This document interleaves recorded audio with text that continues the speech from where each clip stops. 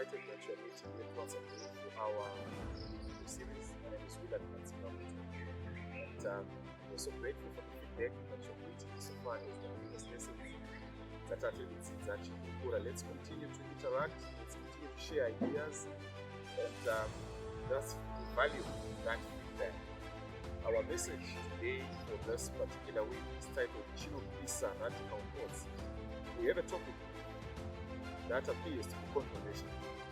Not because it's controversial, but because people want it to appear to be controversial. And I believe that Kachadzidza is going to be looking into this subject, which at the end of it all the controversy. Chinopisa refers to a debate that has been asked for quite a long time. A debate yatinowana mukati memachechi, a debate yatinowana social settings. And this is subject as to who should provide for the family. Murume kana mukadzi. Put differently, pane here anofana kuita mari kupfuura mumwe kuti upenyu hugare zvakanaka. And this is the debate that we find kutenderera mukati menyika today. And let me suggest to you the reason why the issue of poverty eradication is still a pipe dream. It's all because of the manner in which we have handled this particular subject. So I want you to look at this subject not from a particular viewpoint or standpoint, but more importantly, on the premise of how can we deal with the question of poverty eradication. And when you review this particular subject in the context of poverty eradication, you'll be amazed as to how God, in His wisdom, has granted both male and female the power to excel so far as the resources are concerned. So the whole subject emanates from this particular discussion, and more particularly a prevailing dominant thought. It is only the men and it creates therefore an awkward situation when the wife excels more than the husband, or more particularly when the wife gets more money than the husband. Saka and more particularly in terms of how the Bible is being interpreted, so far as the issue under discussion is concerned. Bible rinodzidzisa kuti murume ndiye akapiwa basa rekuchengeta mhuri anofanira awane mari, ndiye anofanira kuwana mari yakawanda. And the ideal situation is what people would want to appear like should be the husband, kana kuti murume ndiye anofanira kunge aine zvese. But let me suggest that this thinking, this philosophy, or this interpretation of the Bible is not entirely correct. The challenge that we have had is we read into the Bible our sinful thoughts. We read into the Bible our cherished positions. We read into the Bible certain cultural practices and tendencies. And we don't approach the Bible with an open mind to allow it to speak to us, to allow it to speak to situations that affect us as a people. So as we get into the Bible, Genesis chapter 1, verse number 27, right through to verse 28, the Bible says, and God created them in His own image. He created them male and female. So the point, inotanga kubuda mukati meBhayibheri ndeyekuti vese murume nemukadzi vakasikwa nemufananidzo waMwari, with ability to think and to exercise dominion over that which God created. This explains why verse 28 of Genesis chapter 1 says, and God blessed them, male and female, and said, be fruitful and multiply, and have dominion over the birds of the air, the fish of the sea, everything that God had created. So from the foundations of the world, God had already given the mandate to humanity insofar as both male and female to derive maximum benefit out of that which God had created. And away from the creation account, as you read the Bible systematically throughout the Bible, the Old Testament and the New Testament, you will find incidences where women have worked very hard but to provide for the family. Proverbs chapter 31 gives an interesting view. There was a lady, There's an illustration of a lady. The Bible says, who can find such a virtuous woman? Anoshanda nemaoko ake, enterprising. It does not give an account of the husband working to bring money at home, but it gives an account in detail of the work that the women do, the lady, achiunza mari kuma. And the Bible then says, the heart of the man delights in the work of your wife. Saka nyika payaitoona, Proverbs chapter 31. Yaiona murume akarongeka, ane pfuma zhinji. Asi behind that, the work yaipa kune mukadzi. We don't even account yekushanda kwaita murume as in Proverbs chapter 31, implying there is nothing abnormal. You read the story of Abigail and Nabal. Chaita kuti Nabal ave nepfuma zhinji zviendeke pamba was because of the enterprising nature and the hardworking nature of the wife Abigail. You even move further kunopinda New Testament, Aquila and Priscilla, Lydia or Dorcas, basa raibatwa nevakadzi vachichengeta even varume, basa reMwari richifamba richienda mberi. So the Bible is very clear. As we read the Bible with an open mind, we are going to encounter series of women enterprising who appreciated their God-given abilities. So our interpretation of the Bible is wrong. On the premise into the Bible our viewpoints, those ideas that we cherish, and unfortunately, the message that has been preached from our pulpits has created serious discord in the society. Families are uncomfortable.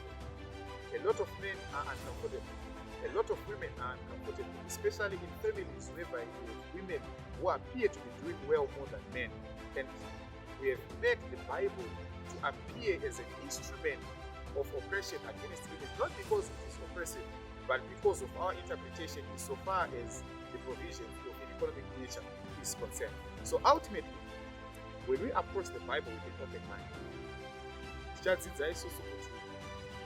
male or female, Mwari in his wisdom is the chief provider. He either uses murume nemukadzi kuti vese vanoshanda, there is nothing wrong from the biblical account. Mwari in his own wisdom, as the chief provider, can provide for the family through the man. Ari murume chete ari kumhanya achishanda, there is nothing wrong. And above all, I want this to sink. Mwari in his wisdom can even use as the provider for the family, and there is nothing. So, as we move from the biblical account, the interpretation of as we move from what the Bible says about this whole particular subject, let's go up in life. Now, life is real, and I want to suggest that life confirms what the Bible says. Kana Bible richiti murume nemukadzi vese vane pfungwa vanogona kufunga, vanogona kushanda, umwe anogona kushanda kupfuura mumwe kana akaunderstanda maabilities aakapiwa naMwari. Patinopinda mulife, life then confirms this. This explains why even patinoenda kuchikoro kuprimary, vana pavanoenda kuprimary school, you have vana vasikana vanogona kuita excel academically more than vakomana. There is nothing wrong. It's simply because either male or female were given power and ability to think. We go even to high school. Vaskana, they can excel more than Vakomana. You go even into the professional world. You have females excelling more than their male counterparts. I come from a legal background, a practicing lawyer. Chopinda Matari, whereby you can have a case, they are representing the other party, and you have a lady lawyer representing the other party. And it's very possible to get skinned by your female colleague. Why? It's a question of ability to think and expressing one from the God-given abilities. Saka life will tell you that my managing director vanogona vari vakadzi, my managers vanogona vari vakadzi, my principal, my headmistress vanogona vari vakadzi, and varume vari below in terms of hierarchy mukati memabasa. This is life. So there is nothing wrong with that. It's simply confirming what the Bible has given to humanity in terms of exercising our God-given abilities. Umwene mumwe ari in their particular area. Because I believe it's not about women. ukanzwa vanhu vakagara vachitsanangura kuti munhu haafaniri kukundwa nemukadzi. The standard is not women in general. It's deceptive. The teaching smacks of hypocrisy in us.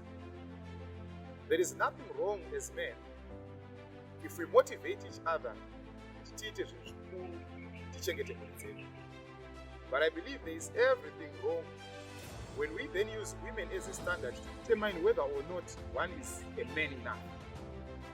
Kana urume hwedu huri kuzobuditswa nekuti takunda vakadzi vedu pakutsvaga mari, then there is everything wrong with it. And the subject, like I have mentioned earlier, is not about women in general. If you want to see the deceptive nature of all this, compete with women in general.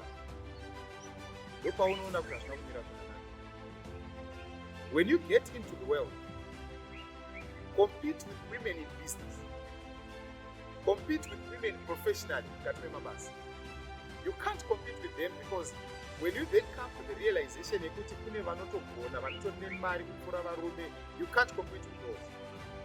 But when you hear people vachitsanangura pamusoro pekuti munhu haufani kukundwa mari nemukadzi, haufani kukundwa nemukadzi, the unfortunate part of all this discussion is they are referring to their own wives.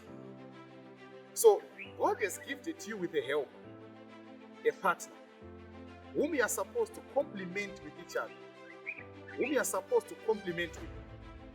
But we have been turned into competitors because of some strange teachings and doctrines. Competitors of the very same people who are supposed to be helpers and partners to complement our efforts. And this, my dear brothers, is our crisis. So there is nothing wrong kuziva kuti mukati memhuri yangu tini baba, this is my kingdom, ndo ushe hwangu hwandinotonga. But kuti territory yangu ive enlarged, what can I do? You then look to your spouse. You develop the wisdom and understanding yekuti umwe wangu kamurongero kaanoita appears to be better than you. Umwe wangu anogona aine ma-opportunities ekutsvaga nekuwana mari ari nani kupfuura avo. We then complement one another. So chiri kuita kuti urombo hurambe huri mukati memhuri dzedu. Kune vanhu vari kutsvaga mari, oirongera, oichengeta, hazvibudi. Kazhinji kacho, it's difficult if not impossible to be an all-rounder. Kuti ndiwe unoitsvaga, ndiwe unoirongera, ndiwe unoichengeta. It does not end up. So you then look to your spouse, anogona asina degree in Sarah Winaro, anogona asina kudzidza sezvawakaita. But when you then look at her with another view, uchagona kuona kuti kamurongero kaanoita mari yawatsvaga, she's more gifted than you. This is what we mean patinotaura about complementing each other. It's an understanding kuziva kuti umwe wangu intellectual is sharp more than me. Tiri baba mukati memba inoi, but mukadzi wangu anogona kufunga kupfuura inini. Hazvibvise ubaba, but tinomupa the latitude yekuti aite expand your God-given abilities, whilst I retain my seat even as the husband of the house, and life goes on. I want to challenge you, and even our societies will gravitate to a better level. This teaching yekuti murume haafani kukundwa nemukadzi has created disaster patiri apa. So mukati mevarume, there are basically three things in the negative side. Because life is real. Unogona kuudzwa kuti murume haakundwe nemukadzi, vanhu vachitaura zvavanotaura, but patinopinda mukati meupenyu unoona zviri otherwise. Mukadzi anogona kuita mari nekupfuura. Because of the teaching, the general perception iri mukati mesociety, it has created disaster mukati mevarume. A lot of us, number one, are falling into depression. Cases of mental health for varume are on the increase. Why? Because we have been told and socialized with our own cards. But patinopinda mu life, unoona uchikura.